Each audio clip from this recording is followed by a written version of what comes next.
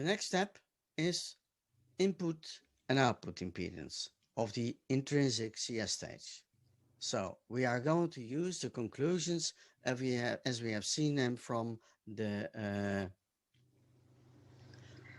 ABCD from the transmission 1 matrix. So the input impedance with shorted output, you calculate with ZO equals 0, and you find B over D. And if you substitute the formulas and simplify it, you will find this one, 1 over S CGS plus CGD, and which is called the input capacitance at shorted uh, output, CISS. So this is the model, just simply capacitor for the MOSFET. Then the input capacitance with open output is defined as A over B. And here we have this. And now this is again the same kind of formula, but this is not strange. Let us look here. We have the same numerator because basically the transfer is you put a current at the input and you leave the output open because IO equals 0, and you measure the voltage, which is exactly the same setup for your trans impedance.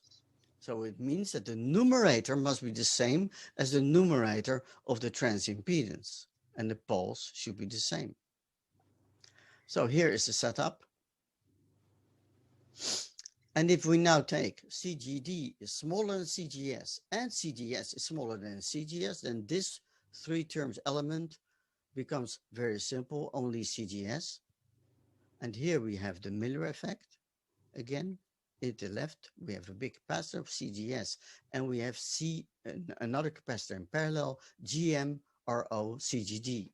And now we can understand this pole splitting as well. This is a little bit easier, because let's see what happens if the Miller capacitance, GM, RO, CGD, is dominant, so is larger than CGS. Then you could say that the second pole is the series connection of the two capacitors in parallel discharging over the resistor. But if GM, RO, CGD is much larger than CGS, then the series capacitance is limited by CGS, basically. So it doesn't change anymore with CGD. But the resistor does. If CGD becomes larger, then the resistance becomes smaller. Of course, you should have, in this case, a considerable load capacitor, otherwise it doesn't work. And if the resistor becomes smaller and the capacitance doesn't change, it means that the pole goes to a higher frequency, and that is pole splitting. So this is a model that really shows you and helps you to understand the pole splitting, the complete Miller effect in the transistor. Then we go to the output impedance. The output impedance with shorted input can be found as B over A. And if you calculate that, it is RO divided by the time constant followed by RO and the sum of the two capacitors to the output node, which is CGD and CGS.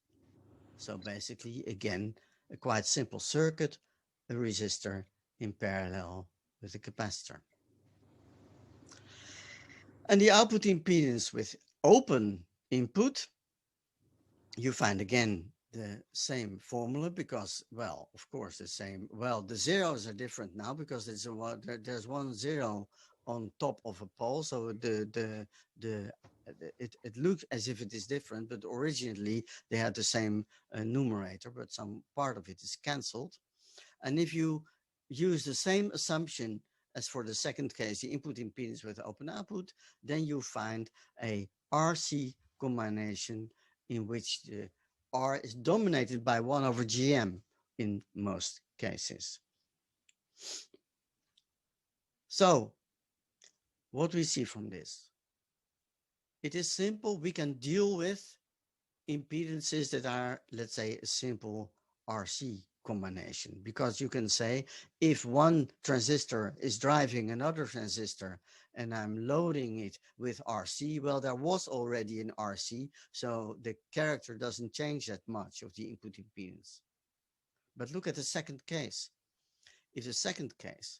If if I driving the transistor with a current or with a capacitive current source and I load it with an RC network, then the input impedance is quite complex. So if this uh, input impedance is the load of another stage, you can imagine that it will be very difficult to cascade a number of CS stages and keep control over the pole positions.